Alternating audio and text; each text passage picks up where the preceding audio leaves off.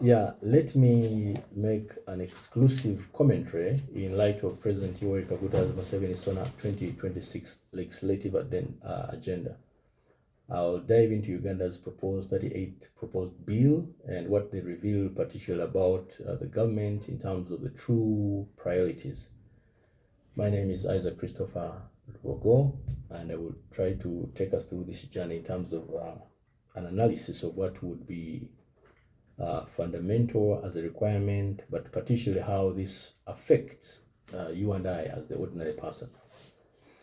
Let me begin with what I term the legislative bombshell from yesterday's SONA. In his State of Nation address delivered yesterday, June 4th, 2026, before the 12th Parliament, His Excellency unveiled an ambitious legislative program for the fiscal year 2026-2027 that includes about 38 new bills. Obviously, the proposed laws span a critical area in terms of finance, in terms of health, in terms of agriculture, in terms of energy, and one of the most comprehensive legislative overhauls in terms of Uganda's recent history. Yet beneath the surface is ambitious agenda that lies a troubling and an avoidable question. Do these bills generally serve the Ugandan people, or do they simply advocate or advance government's own institutional interest? The timing, obviously, of this announcement particularly becomes significant because it comes just weeks after His Excellency assented to the deeply controversial Protection of Sovereignty Bill, a law that actually criminalizes, foreign funding for civil society organizations, advocacy groups, and even media outlets, and penalizes them for about 20 years in prison. And against this backdrop, the new legislative agenda raises immediate alarms about the government's direction, suggesting a trajectory focused less on service delivery and perhaps more on consolidated state control. Now, therefore, I would argue them in particular sections. I would want to begin particularly in aspect of section 1 that has to do with the beautiful surface, what the government wants you to see. President Yoweri Kaguta, in his legislative program, is carefully, framed around his argument in terms of Uganda's grand vision of economic transformation. So, according to the government's stated goals, the bills aim to double Uganda's gross domestic product to a staggering 581 billion by 2040. Furthermore, they also intend to raise per capita income from its current level, estimated at roughly 1,000 to about 9,500 US dollars within the same time frame. So the overreaching objective is to transform Uganda from a predominantly peasant society into a middle income country through systematic wealth creation in key sectors. The proposed bill, therefore, targets that what the government calls wealth generating sectors, and they include agriculture, with a focus on smallholder farms, livestock, fisheries, agro-processing. They also cover energy, including mandatory energy performance conservation standards, housing and construction through the building control, housing finance and evaluation regulation, and health via the National Drug Regulation and even establishment of a health professional regulatory council. And finally, finance and trade, incorporating various tax reforms, environmental levies, and excise duty adjustment. But my friends, looking more closely at the health sector in terms of an overall, one of the most concrete proposals involves comprehensive regulation. The government plans, for example, to establish a national drug and health products authority tasked with overseeing medicines, vaccines, medical devices, and related health products. So alongside this, a health professional regulatory council would actually be created to regulate health practitioners and improve professional standards. So on the surface, this appears to address a critical gap in as far as Uganda's healthcare system is concerned. However, the pressing question then remains, will these new regulatory bodies actually improve access to medicine and affordability for the average Ugandan? Or will they merely add another expensive and inefficient layer of bureaucracy? That, my friend, is food for thought. Listen, the government is also promising a housing revolution. The legislative program includes multiple housing-related bills, a building control bill to regulate construction standards and housing finance bill aimed at creating mechanism for affordable housing finance, and an evaluation in terms of the valuation regulation bill to standardize property valuation practices. These bills ostensibly respond to Uganda's acute housing deficit, particularly in urban centers like Kampala. However, over 60% of the population lives in informal settlements.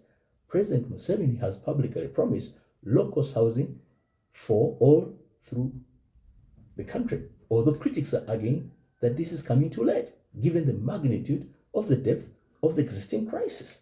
And that, my friend, becomes a problem. Let us go through what I would argue as Section 2, in terms of the altered ego, what the bill actually reveals. Now, the elephant in the room, in terms of the piece of legislation, casts a long shadow over the very other proposal in terms of the protection of the sovereignty bill, which His Excellency already assented to in May. Now, this law obviously criminalized, as I told you, foreign funding from civil societies, organizations, advocacy groups, and even media outlets, imposing prison sentences, as we all know, in terms of 20 years for the violations, and branding recipient organizations as foreign agents subject to severe restrictions. The backlash has an immediate and severe civil society, backfire in light of restricted freedom of expression. Religious leaders have also commented across denominations. They have condemned the law. The World Bank has actually expressed serious concerns about the impact of development partnership. So even the Bank of Uganda reportedly raised concerns about the law in terms of the economic implications, in terms of international data, and this has signaled potential reductions in aid flows. And yet we depend majorly on foreign donations. But what was the most bewildering twist is that the president actually clarified that the protection of sovereignty bill he assented to was not the original proposed that he made to cabinet. And this suggests three deeply troubling possibilities. First, it would indicate a massive communication breakdown within the executive branch. Whether the president is in touch or out of touch with the legislation is food for thought. But second, it would also be looked at as a deliberate act of misdirection designed to appease certain domestic entities or international stakeholders. But third, also, perhaps most alarming, it points to a legislative process so opaque and so chaotic that even the president can actually not track what he has actually signed into law. That is serious business, my friends. Now, beyond the sovereignty question, obviously, the government tax back reveals a regressive approach that actually disproportionately hurts the poor. The legislative program includes tax measures from 2026-27 budget that directly affects the ordinary Ugandans. One such measure is the environmental levy on second-hand clothes, commonly known as Mivumba. The tax will actually directly increase the cost of affordable clothing from low-income, urban and rural populations who cannot afford new garments. Additionally, a series of excise duty adjustments impose gross-based consumption tax increases over all the consumers. The irony is glaring. While the government claims these measures will actually fund economic transformation, they are taxing the very people that transformation is supposed to help. This, my friend, is serious business. In my argument in terms of Section 3, what I call the critical gaps, perhaps even the most revealing is what is included in the 38 bill program. What has actually been deliberately put or even deliberately excluded? The first and the most glaring gap is the complete absence of education reform. Uganda's education sector faces existential challenges. Classrooms are overwhelmed, with people to teacher ratios exceeding 100-1 in many primary schools. Pre-primary education remains largely unregulated and severely underfunded. University graduate unemployment exceeds 40%, despite a decade of students on the problem, studies on the problem. Technical and vocational training lacks coherent legislative framework, yet not a single major education bill appears in the entire legislative program. This omission is particularly striking given that the capital development is foundational on the Vision 2040. Without serious education reforms, Uganda transformation remains a fantasy. The second major gap is the lack of comprehensive climate change adaptation as a legislation. Now, while the 2040 explicitly vision calls for green economy conditions and renewable energy enhancement, the legislative program contains no adaptation framework for Uganda's increasing vulnerability in terms of agriculture sector. There is no disaster management bill, despite recurrent floods, landslides, droughts, and even an energy efficient act exists, but lacks comprehensive renewable energy mandates. This is devastating as an oversight because Uganda's agriculture sector, which employs 70% of the workforce, faces existential climate threats, unpredictable rainfall patterns, soil degradation, and extreme weather events are already reducing crop yields without legally binding climate legislation. The government's agriculture development promises are actually hollow. That, my friend, is serious business. And the third gap as a concern would be the aspect of youth unemployment. Yes, the government's flagship programs, the so-called parish development model, the PDM, the NIOGA, they provide loans to parish level groups and presidential loans for youth and women groups. However, these programs face severe criticism. They suffer from high default rates due to lack of business skill training. Loan distribution is often marred by political patronage, and there is no comprehensive youth employment legislation to coordinate these efforts or to set legally enforceable job creation targets. So the absence of a Youth Employment Act or a comprehensive job creation bill means these programs remain discretionary patronage tools for the ruling party rather than right-based interventions that youth Ugandans can legally demand. Now, the fourth gap, my friend, is the absence of digital rights and data protection legislation. In 2026, the government of Uganda faces urgent digital challenges. Social media attacks through reduced still affects digital access for millions. Cyber harassment laws have actually been used to silence government critics.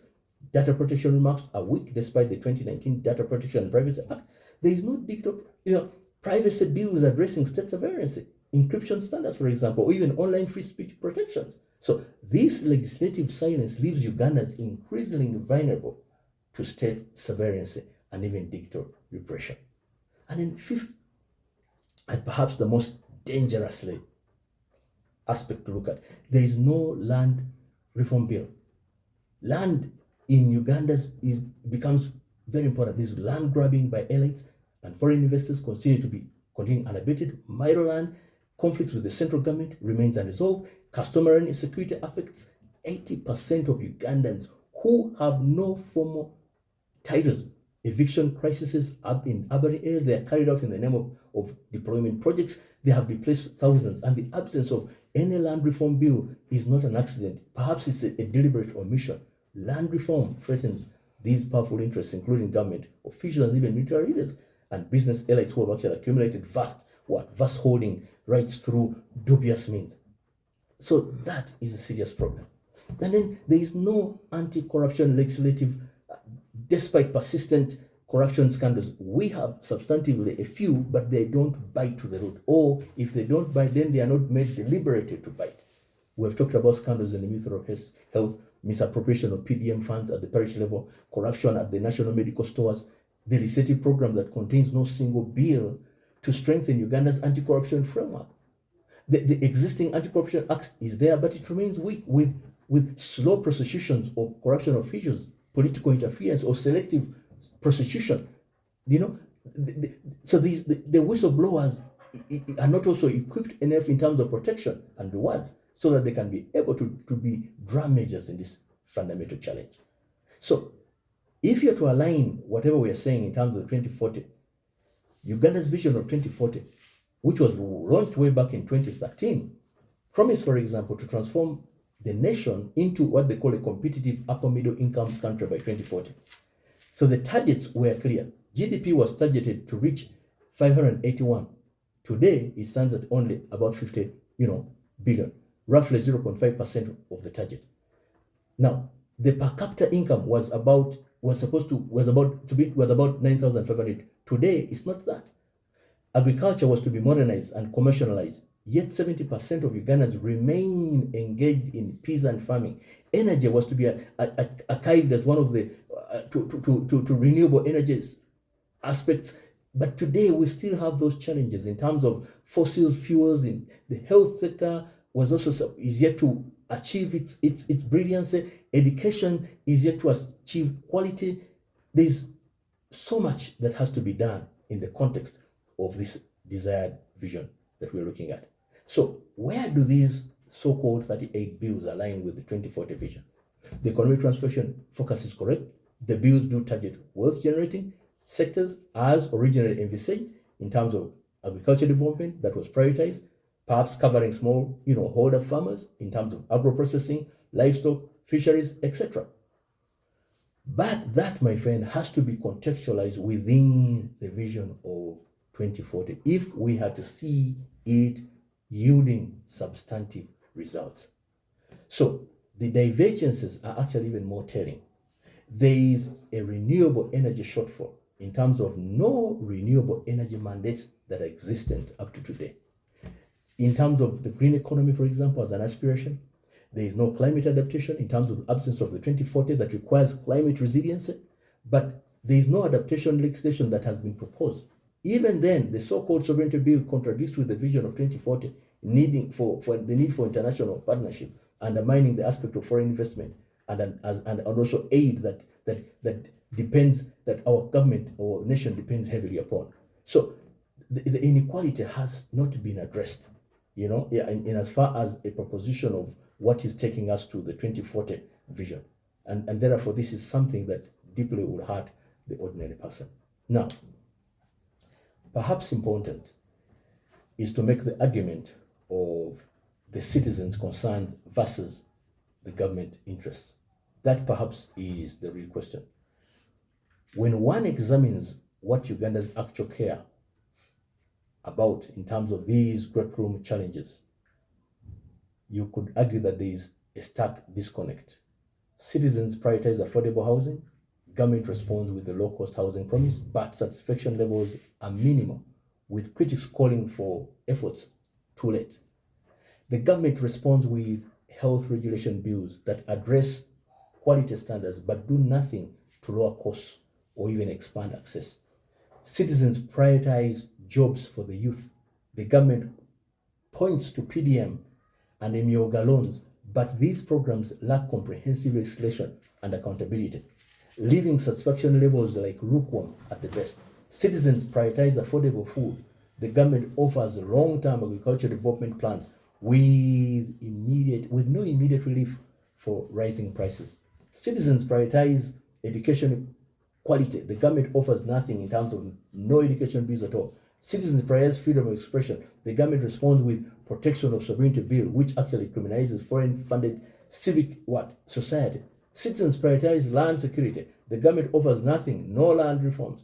Citizens prioritize anti-corruption. The government offers nothing, no new anti-corruption legislative, moral, authoritative bill that we can all pride ourselves in.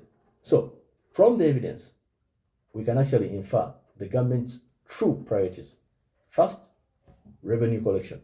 Tax measures hitting the poor, including environmental levy and excise duty adjustments. They show that extracting money from citizens is a higher priority than actually easing their burdens. Secondly, the aspect of state control. The Protection of Sovereignty Bill, restricting civil society and even criminalizing dissent, reveals a deeper-seated desire to silence critics. In another aspect, in terms of the regulatory expansion, creating a 38 new regulatory base in terms of expanding bureaucratic power without actually guaranteeing an improvement in terms of service delivery. And then the aspect of political patronage, PDM and MYOGA program, they lack accountability in terms of mechanism, in terms of ensuring that they remain tools for rewarding political rights. And then the aspect of elite protection, the absence of land reform and anti-corruption strengthening shows that the powerful interests are actually being shielded from accountability. Then the sovereignty aspect in terms of a theater, the protection of the sovereignty bill becomes a mere symbolic than substantive, a performance of nationalism that does little to address the genuine foreign interference, but does a great deal to suppress domestic dissent. And that, my friend, is a serious problem. So the most stirring revelation remains that the sovereignty bill itself, it was assented to despite massive opposition from the civil society, from religious leaders, from the World Bank, and even the Bank of Uganda.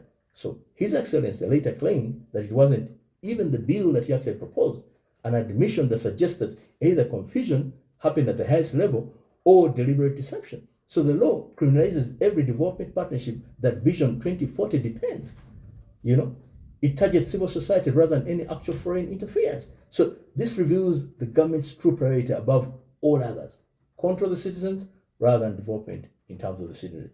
And my friend, that is a serious problem. My friend, if I'm to make an analysis in terms of the deeper pattern, what this legislative agenda says about Uganda's political trajectory, I would like to argue by stepping back a few things. One of the things could be in the context of the four patterns that emerge from this legislative agenda. The first pattern is regulatory burden over service delivery. The 38 bill creates the regulatory framework but does not guarantee service delivery. The health regulation bills regulate health products but does not fund hospitals. The housing bills regulate construction but do not build single affordable homes. The agriculture bills promote agro-processing but do not provide irrigation for farmers. The translation is clear. The government prefers regulating citizens over serving citizens, perhaps. That is a serious problem. And then the second pattern is the question of the revenue extraction over wealth creation. The tax measures, the environmental levy on second-hand clothes, and the excise duty adjustments are not designed to create wealth. They are designed to extract revenue from people who are already poor. The translation is equally clear. The government prioritizes extraction revenue from poor over creating wealth for the poor. That becomes a serious problem for us as a nation. And the third pattern is in light of a control over freedom. The protection of sovereignty bill criminalizes foreign funding, restricts civil society, imposes a 20-year prison sentence that terrorizes activists and brand dissenters as foreign agents to delegitimize their voices. So the translation is unmistakable. The government prioritizes silencing critics over perhaps hearing citizens' concerns. The fourth, as a pattern, is visible in terms of a theater over implementation. The 2040 vision remains unimplementable. Why? Because many of the issues have not given us accountability on mechanism for these missing targets. The translation is damning. The government perfects producing these nice statements over actually implementing them so that they can be able to affect the ordinary person. That, my friend, is a serious problem. Now, if you're to make an analysis in terms of the stakeholder, what the critics would be arguing, it is possible that we could argue that the civil society organizations have actually been the most vocal. There's a warning, there's a core warning in terms of the effects, the backlashes that will have happened in terms of the sovereignty bills and the likes. Arguments in terms of things like freedom of expression are severe and have been restricted in that context. And there are people who would argue in that perspective, especially in terms of how this impacts the ordinary person in terms of a livelihood of survival, given the uniqueness of a country as a solely dependent country on foreign donations. That is a serious issue for our country. My friends, I can go on and go on and on, but that is a brief analysis of the issues that I would have wanted to paint in terms of the address, trying to analyze them from a philosophical eye, from a practical eye, from a justiciable eye, so that we can be able to think, observe, but also be good stewards of our country. Thank you. My name is Isaac Christopher Lubogo. Find our works at lubogo.org and suegeneris.com. Thank you. God bless you. Thank you very much.